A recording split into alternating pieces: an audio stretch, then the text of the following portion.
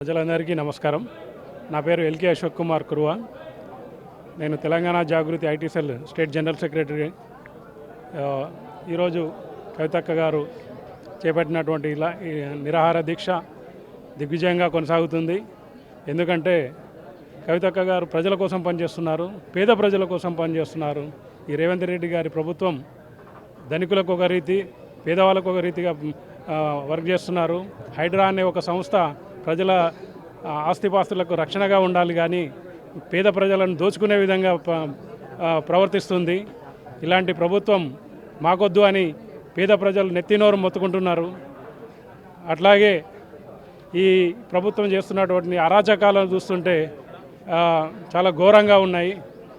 ప్రధానంగా పేద ప్రజలు ఘోరమైనటువంటి అవస్థలు పడుతున్నారు. తెలంగాణ జాగృతి తరపున మేము డిమాండ్ చేస్తున్నాం, ఈ ప్రభుత్వాన్ని హెచ్చరిస్తున్నాం.